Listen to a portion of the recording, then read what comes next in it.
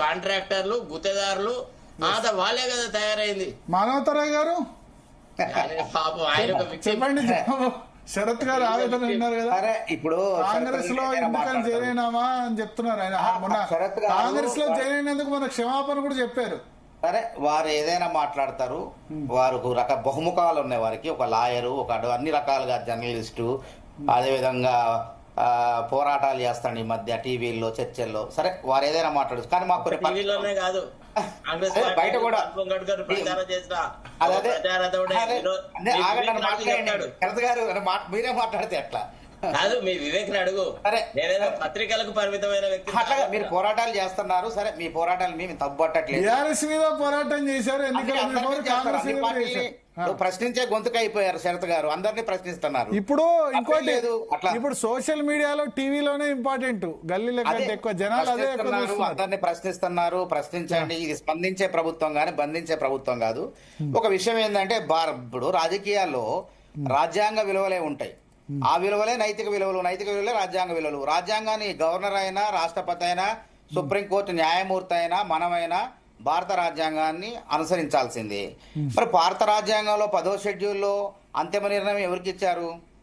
స్పీకర్కి ఇచ్చారు. ఇప్పుడు ఈ చట్టాన్ని తీసుకొచ్చింది ఆయారాం గయారాం సంస్కృతిని ఆపాలని 1985వ సంవత్సరంలో 51వ రాజ్యాంగ సవరణ ద్వారా రాజీవ్ గాంధీ గారు తీసుకొచ్చారు.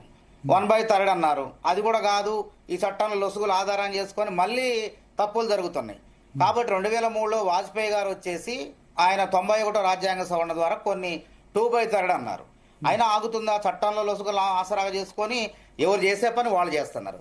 కాబట్టి ఇప్పుడు జరగాల్సింది ఏంటంటే, ఇప్పుడున్న దాని ప్రకారం స్పీకరు ఇచ్చినటువంటి నిర్ణయాన్ని మనం అందరం కూడా, ఇప్పుడు కోర్టులు కూడా తప్పు, కోర్టులు ఏమో సభ్యుడు అనర్హత వేసేస్తాయా? వేసేది ఉంటే మరి ఆ గవాయి గారు వేయాలి కదా. కాబట్టి గవాయి గారు స్పీకర్ నిర్ణయం తీసుకొని ఎట్లా ఇస్తారు? అదే అంటున్నా. ఇప్పుడు స్పీకర్ నిర్ణయం తీసుకున్న తర్వాత కోర్టు అవకాశం ఉంది. ఆధారాలు ప్రవేశపెట్టలేకపోయారు. పార్టీ ఫండ్ కి 5,000 రూపాయల చొప్పున 10,000 రూపాయల చొప్పున బ్యాంక్ స్టేట్మెంట్ స్పీకర్ గారు చూశారు. మరి పార్టీ మారితే పార్టీ ఖాతాకి ఏ విధంగా? ఎందుకు వీళ్ళు పార్టీ మారాను, నేను కాంగ్రెస్ లో చేరాను అభివృద్ధి కోసం ఎందుకు చెప్పారు? అదే వాళ్ళు ఇప్పుడు టీవీ కోర్టు, మేము ఎన్నో కేసులో పోయినామండి. 2098 నుంచి ఇప్పటి వరకు, ఇప్పుడు కూడా నాంపల్లి కోర్టులో తిరుగుతున్నాం. పేపర్ కటింగ్లు ఇవన్నీ పెడితే కోర్టులు పరిగణలో తీసుకోవు. మా మీద పెట్టినప్పుడు ఎన్నో కొట్టేశారు కూడా కేసులు. పేపర్ కటింగ్లు ఇవన్నీ పరిగణలోకి రావు, టీవీ క్లిప్పింగ్లు అని ఆ కోర్టులే చెప్తాయి.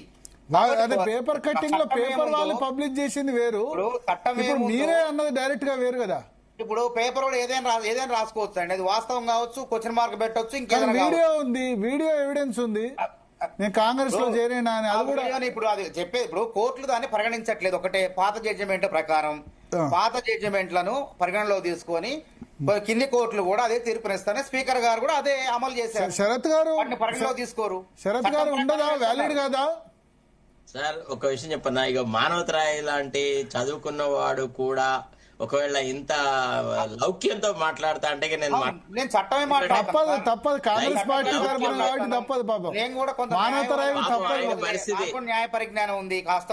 అదే విధంగా కూడా మేము దాదాపు 50-60 కేసుల్లో పోయినాం, కొట్టివేశారు కేసులు కూడా, పేపర్ కటింగ్స్ అవన్నీ పెడితే ఇవన్నీ. కాబట్టి నేను ఏమంటున్నా అంటే, ఇప్పుడు జరగాల్సింది ఏంటంటే, సరే గతంలో వాళ్ళు చేసిన దానికి అనుభవిస్తున్నారు. కాంగ్రెస్ లోకి వాళ్ళు ఎందుకు వచ్చారా రాలేదా, ప్రభుత్వంతో కలిసి పని చేస్తున్నారు. వాళ్ళే అంటున్నారు, రాతపూర్వకంగా ఇచ్చారు వాళ్ళు. శ్రీహర్ గారు అయితే నేను సభ్యత్వం తీసుకోలేదు, సభ్యత్వం వదులుకోలేదు అని ఆయనే అంటాడు. ఆయన అన్నప్పుడు మనం చెప్పడం, మనం ఎన్నో మాట్లాడుకున్నాం, రచ్చబండ దగ్గర కూర్చొని 100 మాటలు మాట్లాడుతాం. కానీ కోర్టుకు ఏం కావాలి? ఇవన్నీ కాదు, కోర్టుకు సరైనటువంటి ఆధారాలు చూపించాలి. కాబట్టి స్పీకర్ గారికి, ట్రిబ్యునల్ చైర్మన్ గా ఉండేటువంటి స్పీకర్ గారికి సరైన ఆధారాలు చూపలేకపోయారు. చట్ట ప్రకారం వారు 5 ఎమ్మెల్యేలు వీరు అనర్హత వేటు వేయలేదు, వారు ఎమ్మెల్యేలుగా కొనసాగుతారు అదే పార్టీ అని చెప్పి నిర్ణయం తీసుకున్నారు. దాన్ని ఏం చేస్తారు చెప్పండి? మీ దృష్టిలో ఆధారాలు అంటే ఎలా ఉండాలి? మరి ఆధారాలు అంటే ఎట్లుండాలంటే, ఇప్పుడు వాళ్ళు చూపించలేకపోయారు ఆధారాలు అంటే. మీరు చెప్పండి ఎట్లుండాలి చెప్పండి. మీరు చెప్పండి మీకు ఎలాంటి ఆధారాలు కావాలి? ఈ కండువా వినండి, ఈ కండువా రాహుల్ గాంధీ, మల్లికార్జున ఖర్గే హస్తం గుర్తుంటే కాంగ్రెస్ పార్టీ ఎవరు కప్పాలా? పార్టీ అధ్యక్షుడు కప్పాలి. ఈ కండవను పండితులు వేసుకుంటారు మా దగ్గర, తర్వాత శుభకార్యాలు వేసుకుంటారు. వేసుకున్నంత మాత్రాన అయ్యగారు కాంగ్రెస్ నాయకుడు అయిపోతాడా అయ్యవారు?